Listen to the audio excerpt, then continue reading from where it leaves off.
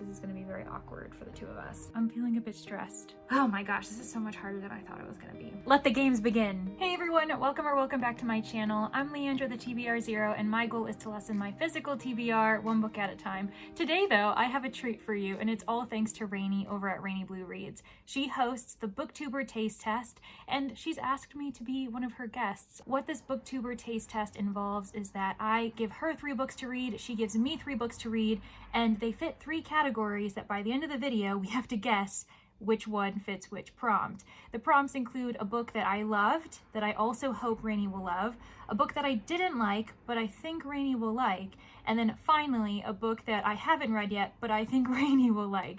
So she's done the same for me, and I have 3 books to read. I'm very much looking forward to it. I'm also very nervous. I'm also feeling very competitive. I don't know what's going on, but we're just gonna ride that train. At the moment, I'm not gonna lie to you, this is post-reading Leandra, so I have all the answers, but you're just gonna remain in the dark until you get to the end of this video. I will tell you it was a wild ride, and I also can confirm, based on Rainy's suggestions, hints to me, that her own vlog is actually probably more wild and more uncertain with ups and downs and all around. So I cannot express to you enough that you really do need to go watch hers. Whether you have watched mine first or you're just hearing about her Booktuber taste test experiment, definitely go check Rainy out. Make sure that you watch the next video after mine, which will be hers. It'll be linked below. So after you watch mine, go to the description, watch Rainy's, and then just see who's the victor. Did Rainy do better than I did? Did we both do terrible? I'm kind of wondering if it's going to be the latter, but we'll see how it goes. All right, so in addition to my directions of going to go check out Rainy, making sure you subscribe, and then after watching my video, you watch hers, the last thing I'm going to challenge you to do is guess along with me. See if you can guess which books Rainy assigned me in which order, and if I'm on track or if I'm completely off base. Like, this is not only a competition between Rainy and me, but I think that I could make this a competition between you and me. So if you're up to the challenge, the gauntlet has been thrown. Without further ado, let's get into the vlog. The first thing you're gonna see is me watching Rainy's introduction to the 3 books I have to read. This was a blind reaction. I had no idea which books she was giving me until I watched the video. So you're gonna be just as, I suppose, introduced to these 3 books as I was at the time. And then after that, you'll watch me read all 3 books. And then at the end of this video, you and I are going to watch the reveal together. And yeah, just get to the end. I promise you it's going to be entertaining. All right, see you at the end of this vlog. Bye. Oh, I'm so excited. Is it crazy that I'm a bit nervous? Okay, let's plug this baby in and check out what books I'm gonna get. Hello, Leandra. You are getting this video on my phone because for some reason I cannot find my memory card, but that is another problem for another day. Thanks for doing the second round of this Booktuber taste test journey for me, where we figure out whether we can find books that align with each other's taste while also having a little bit of friendly competition in it. So in this, I do have a book for you that I loved, a book for you that I didn't love that I hope you love, and a book that I haven't read that I really hope you love, because if you love it, I will definitely read it. When choosing these books, I tried to go off of whatever your physical TBR said, or no, not even physical TBR, because you don't have one on Goodreads. You want to read on Goodreads. However, we do not always read the same exact books, and so it was a little tricky for me to find 3 books that we had that lined up. But then again, you didn't have like a lot of books on your want to read, so I'm sure our tastes align more than that. But I went off of what I could go. Goodreads is a mess. So most of them are Still on your wish want you'd to really read. look at it. There's one that or 2 that's not. I tried my best, okay? I tried my best. And I think I did pretty good. These are books that have not been talked about very widely on my channel, like very few and far between. And I think they're all in different genres. Yeah, they're all in different genres. Yeah, I did a good job at that. Okay, fabulous, wonderful. I'm very proud of myself.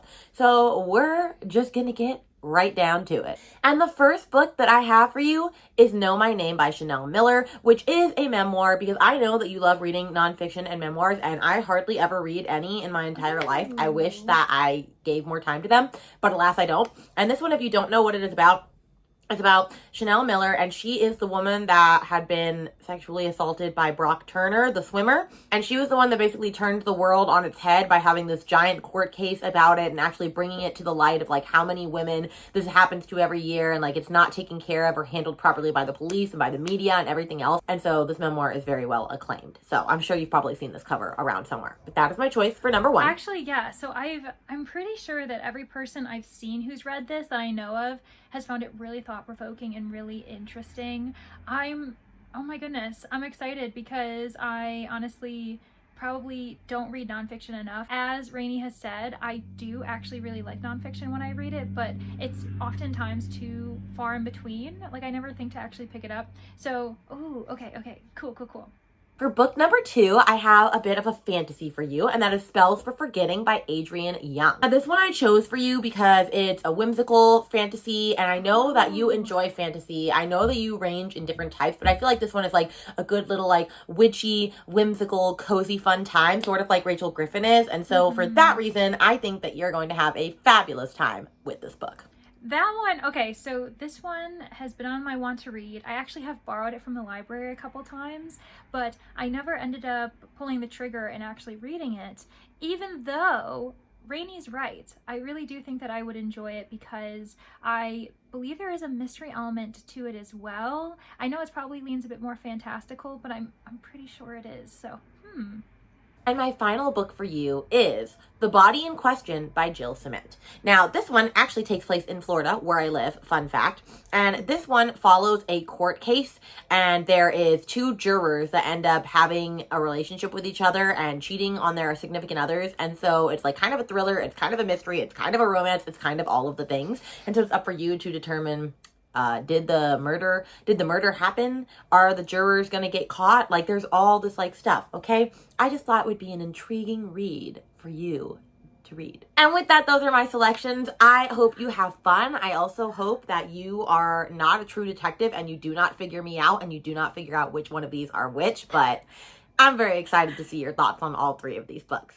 All right, I'll see you at the reveal. Oh my gosh, I'm so excited. Okay, let me take these bad boys off. So those are the 3 books that Rainey has recommended to me. So I've heard of 2 out of the 3. And what I can say is I don't know, I guess fortunately for this fun game we're doing, I don't really know anything as far as Rainey's affiliation with them. I know that with Know My Name, is that what it's called? Yeah, Know My Name. I know that she has talked about that book before as far as her interest in reading it, but I can't remember if she ever picked it up or not. Meaning that, like, even if she did, that doesn't mean that she liked it or didn't like it, especially because with nonfiction, it can be hit or miss as far as, like, grasping the information, appreciating it, but, like, actually enjoying what you're reading. Those are 2 different things. So, and then the fantasy one as well. I know that Brittany from Brittany Loves Reading adored that book, and I also have a few coworkers at the library who really loved it, and that they're the ones that I originally actually borrowed it the first time and didn't end up reading it. Now, the 3rd one, I've literally never heard of it. The Body in Question. The fact that it seems to have mystery elements, it really intrigues me. That definitely tells me that Rainey knows what I like. I just don't know if she likes it. I've never even heard of this author. Jill Cement, I think is how she pronounced it. I'm gonna have to do some digging about that one. This is a lot harder than I thought it was gonna be. I thought this was like gonna be easy. Oh well, here we are. Let the games begin.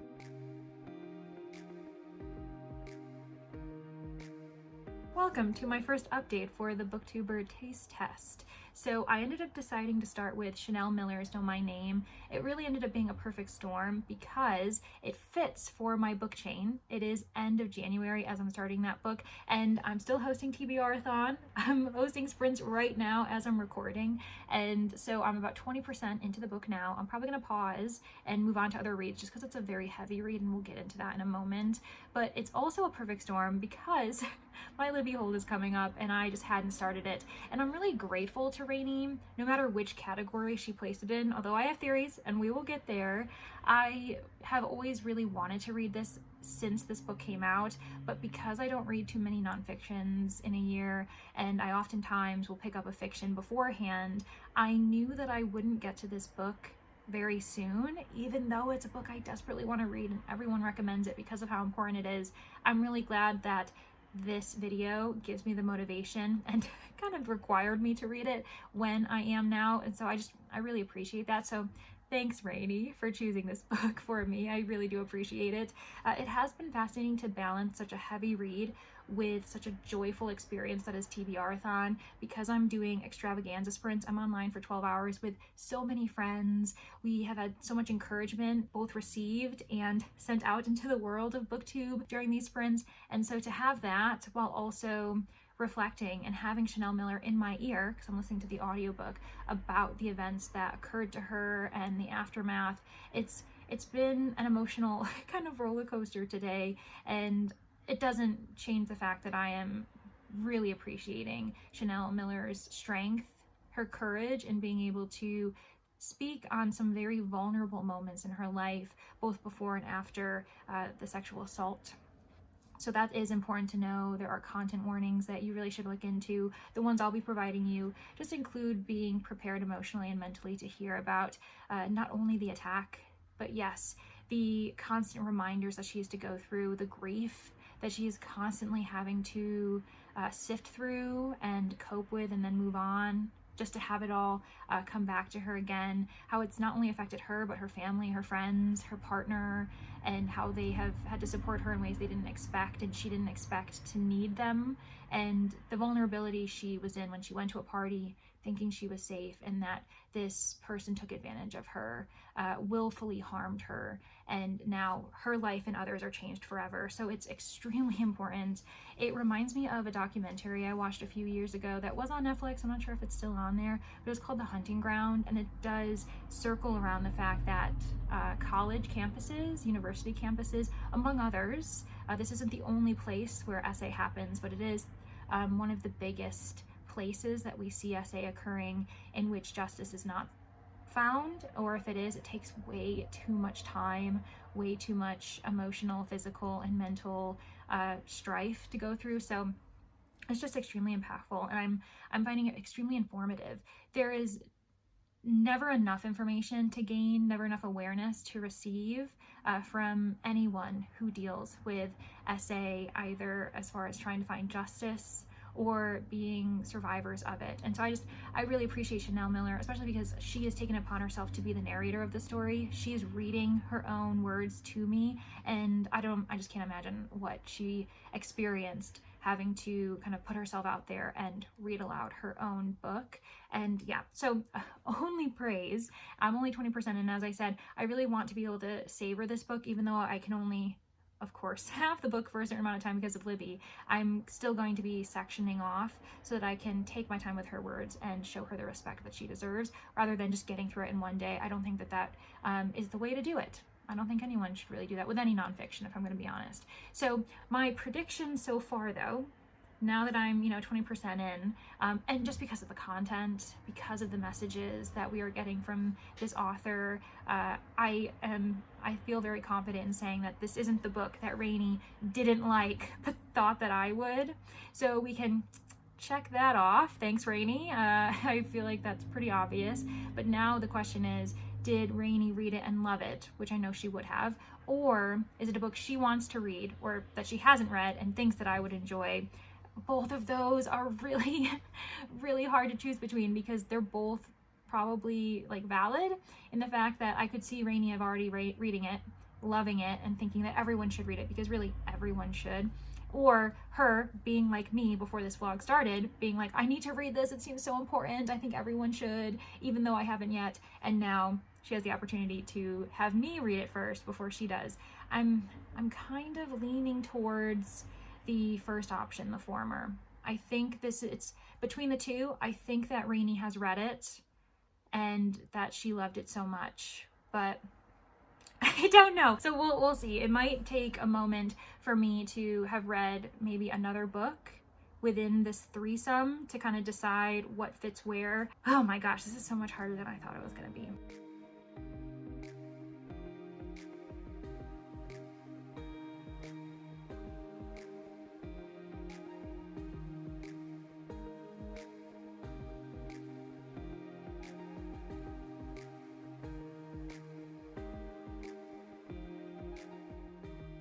A few days ago, I finished Know My Name, and my thoughts about it haven't changed. I absolutely adored this book. I find it to be one of the most important books I've ever read in my life. It made me tear up, brimming with tears multiple times throughout reading it, throughout listening to Chanel Miller read it to me, which in itself was a powerful experience. The only reasons why I didn't let the tears fall was because there were moments in which I didn't really want to be crying in public. I was driving to work, I was walking around my neighborhood, and albeit it was my fault for listening to such a powerful, emotional book in public, but I can't express enough that everyone should be reading it. Because even though Chanel Miller survived her assault, it feels as though she's continuing to try to survive, that the battle isn't ever over, especially emotionally, mentally. The fact that it has impacted her entire family, her friends, every single aspect of her life has been wrapped up in this moment. In the court case, the amount of time she's had to tell her story and feel as though she's not being heard, the amount of sympathy that should have been directed at her but was directed at her attacker, Brock Turner. I just really appreciated how Chanel Miller was able to be so vulnerable in the moments that she found strength, but also in her lowest moments where she felt defeated, and outbursts occurred when she just could not deal with anything else in the world beyond just shouting and trying to be heard when no one else, the right people, weren't hearing her. And I felt for her so much. The amount of times that she reflected on how society treats victims, how they treat the culprits, the predators who are attacking these women, attacking anyone who is viewed vulnerable enough to be attacked. I really appreciated it. And we all need to either read this book with our eyes or listen to it with our ears, because she has so much to say, and providing a voice, providing a name to the victims that we often don't know their names. We always seem to remember the culprits. We always seem to remember the villains of the story, when the identities of the victims were the first things to be taken away from them, in addition to the violation of their bodies.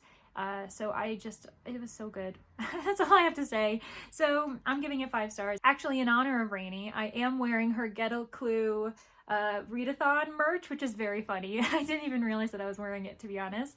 And yeah, I guess now I've got to decide what I think it is.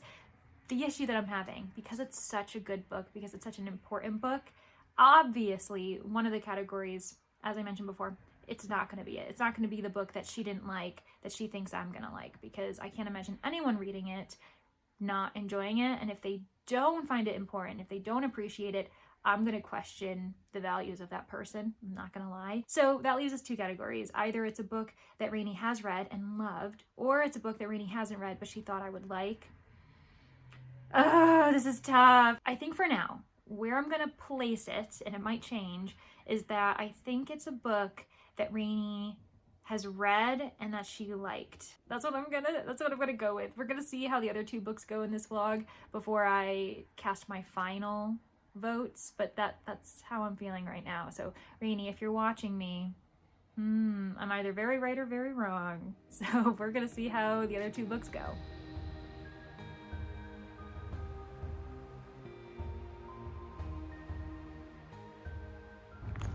Okay, I am on a walk. I am immersive reading it. I did start this novel. Maybe I should tell you what I was. Okay, hold on. I am reading The Body in Question. That's the 2nd book that I'm doing, and I am just becoming more and more confused as far as what I've been given and which prompts Rainey had in store for me, because I felt really confident going into this book. Like, I had this idea of what I thought it would be, and now I have no idea, and I keep going back and forth in whether I think she would love it or not. And I can see areas in where I think she wouldn't like it, but I'm getting ahead of myself. So I'm about 30% in. I've been immersive reading The Body in Question, at least at the beginning. And now that I feel like I understand what's going on, I am now listening to the audiobook on a walk, and I feel like we're doing just fine. The reason why I had to immersive read it in the beginning was because there are no names. Our main character, she is only identified by her juror number. She is C2, and there are a few other jurors that we're getting to know, but we only know them by a letter and number combination. I feel like I'm learning a lot about the Florida system as well, as far as like how the court works. Like, I didn't realize that they have certain case levels that only require 6 jurors. That seems like really weird, but here we are. That's the state versus federal government system, I guess. Anywho, I am intrigued, but I can't tell what this book is meant to be. It feels as though it is like a bit of literary fiction, but also a bit experimental, because we are following this main character and we do learn a lot about her, but there's quite a bit of distance in the tone of our narration style. It's told in third person. We know that she was a photographer, still is a photographer, and that's how she met her husband, who is 30 some years older than her. He's now 86, she's 52. They met when she was in her 20s, and now top of all of that, she's actually been selected as a juror for this kind of high profile case in which a child, an infant, has died under mysterious circumstances involving a fire, and the person on trial is the older sister, who, to my understanding, is an adoptive sister. Meanwhile, there's all of this other stuff happening amongst the jurors, like C2. She is having an affair, let's just say it. She's having an affair with juror F17, and I'm not gonna lie, that makes me really uncomfortable, especially because she's admitted that she's had affairs before while she's been out on assignment, while her husband's at home. But because of the huge age gap, her husband is experiencing certain medical issues, and I don't know, it's really making me feel so sorry for him, because he's like he was kind of scared and upset, but tried not to show it and refused to admit to his wife that he really wanted her to stay home because of how high profile this case is. She has to go away and stay at a hotel with the other jurors to stay away from media attention and not have her interpretation of the case be impacted in any way. But because of his own medical needs, she arguably could have gotten excused from the case and had a different juror take her place, but she doesn't, because she selfishly kind of wants to be away from him and have time away from him. And he also doesn't feel comfortable telling her that he wants her to stay. It's just this really weird thing. And then on top of that, now she's having an affair with one of the jurors, even though they're not allowed to. And she's also listening to the case, like we're getting sections where they're actually in the courthouse having people be on the stand and explain their situation. And I'm actually really trying to figure out what happened. Like, I'm trying to see if the teen actually did it or not. So I am having a good time with that, but that's because I always like pretending to be like the detective when I'm reading something that has any type of mystery, even if it's not a mystery genre or not. But this does feel like kind of literary mystery, because I'm getting a sense that C2 is going to be trying to figure out what's going on, kind of.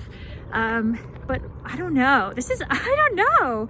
And it's a really short novel. It's only about like 5 hours on audio, so you can tell the physical book would be really short. I have it on ebook version because I can't find the physical book anywhere. And so because of the kind of weirdness and the tone, I could see Rainey liking it.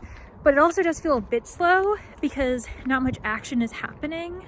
So I also am feeling like she wouldn't like it. Like, she'd kind of be like, this is boring, because really the mystery isn't the focal point. And also, so far, all the characters have done have just kind of mulled around, both at court and then in their little hotel. So at the moment, I'm intrigued. I literally have no idea what's going on, and I'll probably finish the book soon. But at the moment, I'm gonna slot it in for what I think is maybe the book that Rainey didn't like.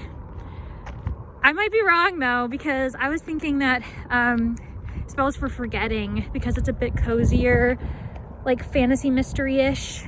I thought that one was gonna be the one she didn't like. This is harder than I thought. Okay, there we go. One additional thing. So I will say that an aspect that this book has in its favor that I'm really enjoying is the fact that we are able to function as readers in this story without knowing anyone's names. Yes, they have certain names or labels attached to them that help us identify them, but not many authors can pull that off, and so far I would say that Jill Cement is doing it well. It's bringing to mind other books that I find to be excellent that I just don't see enough people talking about right now in 2024. I know we're only a month into 2024, but come on, give me a break. So the two books that immediately come to mind include Anna Burns' Milkman, and another one is by Alexandra Kleeman, You Too Can Have a Body Like Mine. Both of those are a bit absurdist in the fact that we have kind of labels or letters for certain people's names rather than actually just giving them names as we understand them in modern society. And a lot of times it has to do with the themes going on, like paranoia or confusion, some type of kind of like media or marketing impacting the way we think. And I really like it when authors can do it well. And so far, once I understand who the characters are, I think it's actually working out really, really well. Basically, these themes are meant to explain why we can't just have proper names. And I think that Anna Burns, Alexandra Kleeman, and now Jill Cement all are validated in the reasons why they're not just doing it to do it, to be like, oh, look, I'm an author who's like experimenting. They have reasons. And the reason for the body in question not having proper names is because we're dealing with a really sensitive court case. Jurors are meant to have their own form of anonymity, as are the victims, the person who's being prosecuted, anyone who's being involved as far as being interviewed. So it makes sense. It doesn't seem superfluous that our main character is C2 rather than her name being Barbara.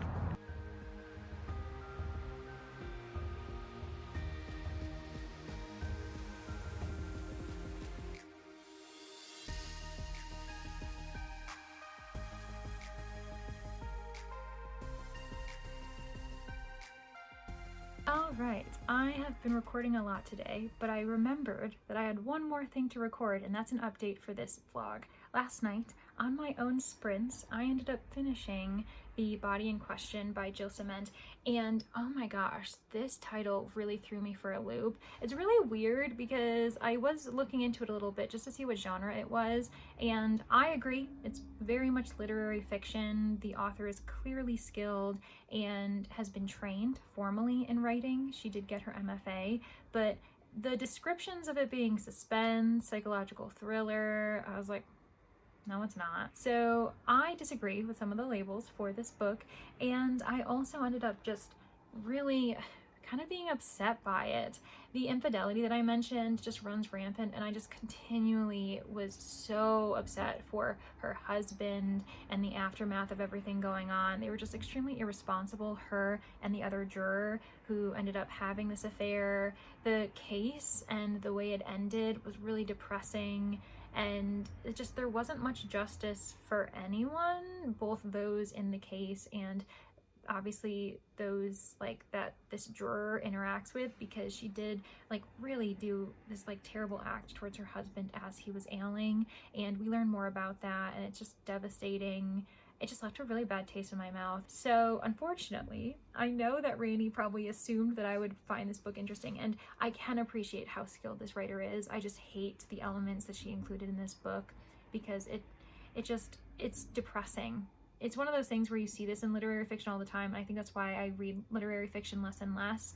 It's that they're insufferable people. We get that there are bad people in the world, that, you know, no one does good things, but it's just, they're terrible, they do terrible things, and then the ending, unsurprisingly, also is terrible because no one's happy because everyone's a horrible person, and it's just like, okay, let me get back to my life now that I'm depressed. So I'm gonna give this book 2 stars. It really frustrated me how our main character just like continuously did not think of the consequences of her actions. And yeah, just so you know, there is content warning. Of course, part of the content warning involves infidelity. It also involves, and it's like repeated infidelity too. Like, this isn't the first time that she has cheated on her husband, by the way. We also have child death, murder of a child as well. There are depictions of manipulation towards those with mental disability. Also, euthanasia is discussed in various forms. So be aware of that. We have Spells for Forgetting. I actually thought that was going to be a book that Rainey didn't like because it does seem a bit cozier, magical realism, mystery blend of whatever it is, and I know that that's not really her thing, so I thought that was going to be a book that she recommended me that she didn't like. I thought The Body in Question would be a book that she hadn't read, but she thought I might like, and then of course Know My Name is a book that she read and loved. And now that I've read The Body in Question, I can't imagine that Rainey enjoyed it. If she did, oh my goodness, this is going to be very awkward for the two of us. So I think at the moment, we'll see if Spells for Forgetting really throws in another vibe, because if that's a book I don't think she'd like either, then we're going to have to choose, and one of them must be a book that she hasn't read yet. But for now, I'm going to put The Body in Question in the Rainey read it, didn't like it, but she thought I might find something, you know, viable in it. So we're gonna see what happens when I read Spells for Forgetting. At the moment, the only open slot is that it's a book she hasn't read but she thought I'd like, and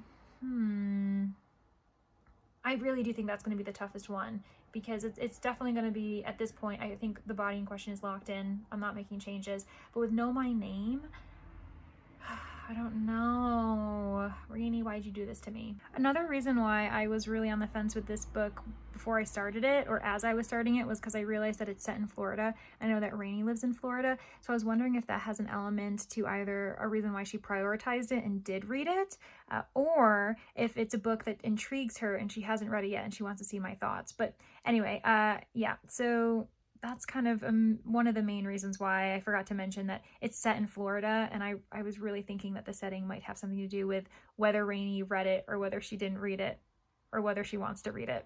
So I guess it didn't really help, but there we are. Okay, on to the last book of this vlog. How exciting.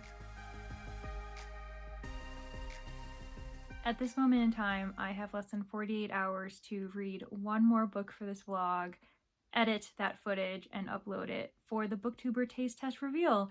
And I'll admit, I'm feeling a bit stressed. I am about 50 pages into Spells for Forgetting, and that is all thanks to Kelsey from Reads with Kelsey. She was hosting sprints tonight, all thanks to Rainey, who is the reason why this video is even happening, because she's also simultaneously hosting Battle of the Girl Bands this month in February. So, I mean, if you needed any other reasons to go check out Rainey. So, back to Spells for Forgetting. I am kind of worried because I'm only 50 pages in, so it is early days, but I'm a bit bored, if I'm going to be honest. I'm also confused by the genre blend that we have going on here. It's a mix between magical realism and mystery, at least that's what it's advertised as, and the latter genre is something I'm very well versed in. I adore mysteries, so I was looking forward to this, but magical realism is not something I really know anything about. Actually, this year is the first year I'm actively thinking about fantasy in general, and I don't know where magical realism fits on that spectrum. I'm assuming like high fantasy all the way over here, and then magical realism is all the way on the other end, and then you have all the other subgenres in between. Let me know in the comments if I'm wrong and what you think magical realism actually is, because this one, it's very blurry. I can't tell if there really is magic that exists, because they're talking about omens and the island changing, adjusting, almost breathing and being human, which is pretty cool, but I am getting ahead of myself. So this is a murder mystery that is a cold case as well, while certain magical things are supposedly happening. It's set in a closed setting, which we love, with multiple POVs, which we also love. The island is called Sersha, very like a human woman name, which adds to the idea that the island's alive, and it's off the coast of the Northwest United States. This is following a kind of dual timeline. The earlier timeline is 14 years earlier, back when a good number of our main characters are 18, and Emery, her best friend, is discovered murdered. And they have a culprit in mind, they have a suspect, but they do not bring him to justice, and that is August, Emery's boyfriend. So obviously that puts Emery in a very uncomfortable, traumatic experience, because she's just lost her best friend, and now she may have to look at her boyfriend as a murderer. But again, they don't bring charges to him. They can't prove that he did it, and instead he and his mother, who have lived both of their entire lives on this island, they leave, and in the dead of the morning, before the sun has even come up, and like they never come back to the island again.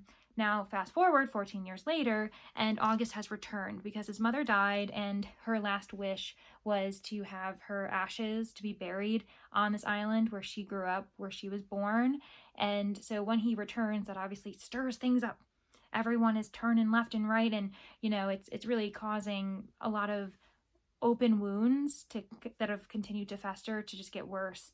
And there's a lot of gossip because it's a really small community. A lot of people have their own opinions. It's very tight-knit. It's also very closed off in general. You have to take a ferry to get to this island, and then that is only possible during like half the year. As soon as winter sets in, the people who are there. No one really travels, no tourists come, although they seem to be really interested in these orchards that also had like some vandalism or like a fire during the time that Emery's friend Lily died. So obviously that's connected in some way. And I really don't like the community atmosphere. Maybe it's because we are following Emery and August, two characters who've been alienated by this community for whatever reason. August because he's suspected of murder, and Emery because she's suspected of helping him get away with it. Like she lied for him when like police were investigating, supposedly, right? This is all, community gossip, I guess you could call it. But I don't like them, the way they're talking and the kind of weird, ominous discussions when really like no one seems to really know anything. On top of the fact that there's so much emphasis on this being an isolated community and, generations back of people just staying on the island, them being really averse to any new people, newcomers, the tourists, that my first thought was, what does this genetic pool look like? Because I can't imagine it's very diverse. So of course that's the only thing I can think about as I'm like reading through this book, and I am only 50 pages in, so it is early days, but at the moment I don't see a spark with anyone. At least my intrigue in any of the characters hasn't really gone up at all. I find them a bit two-dimensional at the moment, so we'll see if that changes. But if it doesn't, I may just have to put this down. I know that I'm on a bit of a time crunch. This book needs to be read in about less than 2 days, and that adds to it. The fact that I only have it on physical loan, that also adds to the fact that this is going to be a slower read for me, which really, I don't think I'm going to be having as many issues with this book compared to the body in question. That one I had some moral issues. The main character was not gray. She just was a bad person, and that really, just turned me off and made me really annoyed. And the only reason why I finished it was because I had the audiobook as well as the ebook, so I was immersive reading it. Here, I only have the physical, and so I'm not sure. I think I'm just bored. As far as my early days prediction for which prompt this fits with Rainey, I don't think magical realism is Rainey's vibe. As far as mystery goes, she does like mysteries and thrillers, but not as much recently. And so at first I was like, ooh, could this be a wild card? Could Rainey have really liked this? But also, this could just be the book that Rainey hasn't read, but she thinks I would like, because as I've mentioned, there are a lot of elements I should like. Well, I don't know if Rainey would like this book. Maybe it's a book she didn't like, but I already chose for that, and I feel I need it to be the body in question. I think that's the thing, the reason why I'm going to pick that one as the one that Rainey didn't like is because I need it to be the one that she didn't like. This one I think might be the one that she hasn't read, but she thought I would like. I think on paper it's something I should have liked. And I mean, I might, but at the moment I'm just bored. Good afternoon. I got a little bit further, but I think I'm gonna DNF this. I just don't care. I don't care about these characters. There's a weird dynamic in the past between Emery August when they were together and Dutch and Lily. And then in the present, I keep wondering if I'm supposed to think Emery and August are gonna get back together. And it just feels very weird that potentially, on top of the fact that it is a magical realism cold case mystery, it also is a second chance romance? What? I don't know. This might be too much. On top of the fact of everything that's happening, I don't care about any of the characters. I'm actually very bored. So I think I just talked myself into it. I'm going to DNF Spells for Forgetting, which is pretty disappointing because for this vlog, and I'm sure Rainey had the same idea, that obviously she thought I would enjoy all 3 of these books, but I think among the 3, by premise alone, this might be the one that I was most guaranteed to enjoy. I'm not counting Know My Name because that's nonfiction and it's such an important message that, of course, everyone should find it impactful and powerful. So at least like between the 2 fictions, The Body in Question versus Spells for Forgetting. This one was 100% on my want to read list. So yeah, that really sucks. Also because I know so many people who have loved this. Like I've had coworkers who've given it 4 and 5 stars. I know that Brittany Loves Reading, she gave it 5 stars. It could just be the timing. I would argue that while it is true, I'm under a time crunch, and so there could be some effect to my motivation. This isn't the first time I tried it. Like when I started reading this yesterday, that wasn't the first time I started this book this month. I did start it a couple times prior to that, only reading like the first page or a couple pages and then just being like, I'm not into it. I'm not feeling it. And so I'd move on to other projects, move on to other reads. And then I finally was like, okay, you actually have to read this. And I just don't care. I can't do it. I find it pretty boring. With that said, because so many people love this author, I can see myself trying her again eventually, but this was a weird one. I think it's me realizing I don't like magical realism and the weird conservative expectations for Emery to marry Dutch in the present tense when people can hear them fighting within their home, like when they're outside or in their neighbor's home, they can hear them arguing and then making up, which in itself sounds like a toxic cycle. And people are like, so Emery, when are you going to say yes to him, you know, when he proposes to you? And I'm thinking, I'm sorry, are we seeing the same couple on paper here? Clearly she shouldn't be with Dutch. And also her history isn't great because she was with someone who's been accused of murder. So I think Emery might be right. She should just stay single. Anywho, all right, let me think about my thoughts, my predictions, because of course I have to officially decide which book Rainey liked and thought I would like, which book Rainey didn't like but thought I would like, and which book she hasn't read but she thought I would like. So stay tuned. Hello, it is future Leandra again, but now your present Leandra. So, after reading all 3 books, or at least trying to read all 3 of them, this is the time where I give you my 3 guesses, and then we're gonna watch together Rainey's reveal video. So, what I'm gonna say is that I believe Know Your Name by Chanel Miller is the book that Rainey has read, that she loved, she thought I would love it too. The next book that I read, The Body in Question by Jill Cement, I'm guessing that that's the book that Rainey read, didn't like, but hoped that I liked, and it was revealed that I didn't like it either. So Rainey, you and me, we're together on this one. And that means finally, the book that I unfortunately DNF'd, Spells for Forgetting by Adrienne Young, I'm guessing that that's a book that Rainey hasn't actually read, but she thought that I would enjoy it. So locking in those answers, let's find out if I was right. All right, putting on the old headphones again. Hello, Leandra. It is time for me to reveal to you what books I read, what books I didn't, and all the things, okay? So let's start with the book that I read that I absolutely love, and that is Know My Name by Chanel Miller. This is a fantastic memoir that I read 2 years ago because everyone and their mother was reading it, and I just had to know what it was about, so I picked it up. It's one of the only memoirs that I've ever read. I had no idea that Rainey had read it 2 years ago. I thought that if she had read it, it would have been a recent read in the last couple months that I just haven't heard her talk about. I'm actually shocked.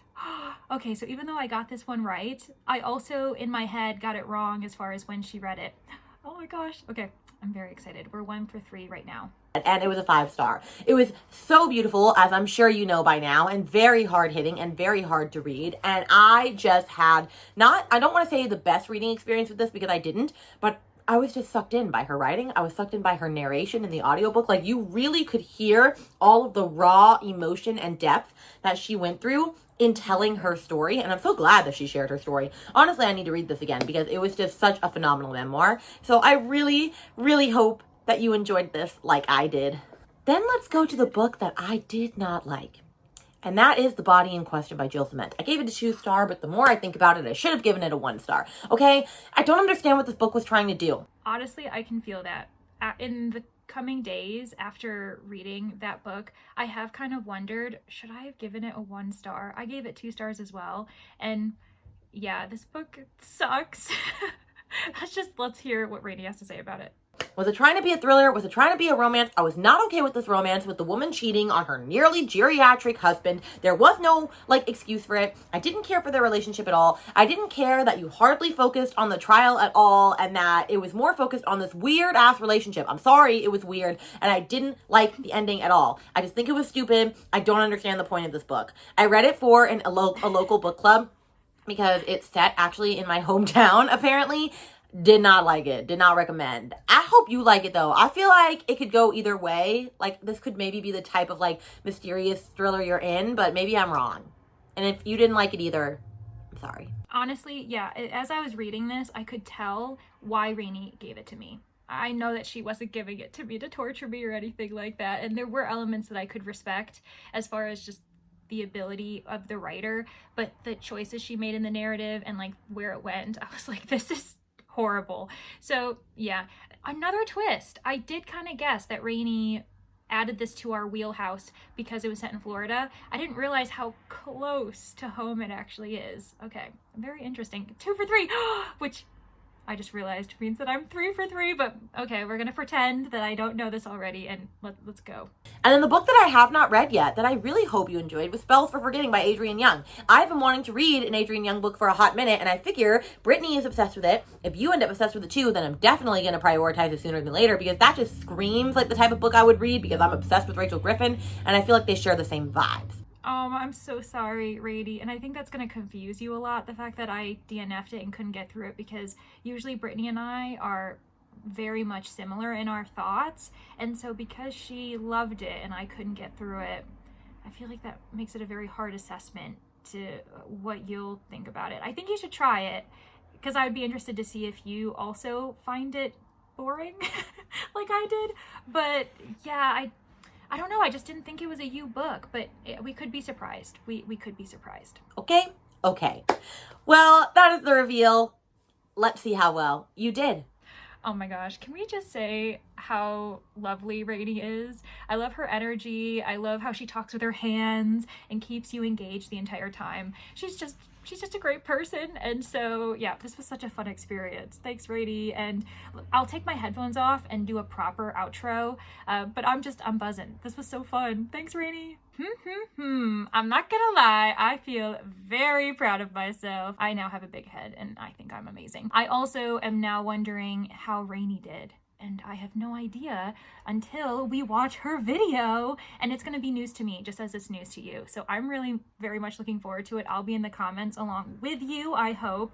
But thank you so much for getting to the end. I hope you had fun as you were trying to figure out which prompt fit which book. How did you do? Were you 3 for 3 like myself, or were you crashing and burning, which is also fine, because for most of this video I thought that's exactly what I was doing. Anywho, if you enjoyed yourselves, this might be the time to consider subscribing to my channel. While this isn't a concept that I personally do on my channel because it is Rainey's beautiful idea, I do similar vlog content, and I have a Meet the Booktuber series that I'm slowly growing, and it is kind of similar, where I read 3 books recommended to me by a booktuber that you may or may not know, and you get to know them in the process. And I really hope you got to know Rainey in this process, because like I said, she's just great. And yeah, I'm really happy that I'm her friend, even though we seem to be, subpar in our recommendations. I did get a 5-star out of this, and it makes it so worth it. 100%, such a great read that I need to actually own. And I don't like to own too many nonfictions, but like Rainey, I think I need to own it so I can reread it eventually. But anyway, this outro is getting crazy. Don't forget that Rainey's link to her own video is below, so please go watch hers. I'll also try to make sure that there's a card somewhere on the screen for you to go watch it as well. Yeah, okay, thanks. So anyways, thank you so much. Consider liking, commenting, and subscribing, and I truly hope to see you in the next one. Okay, bye!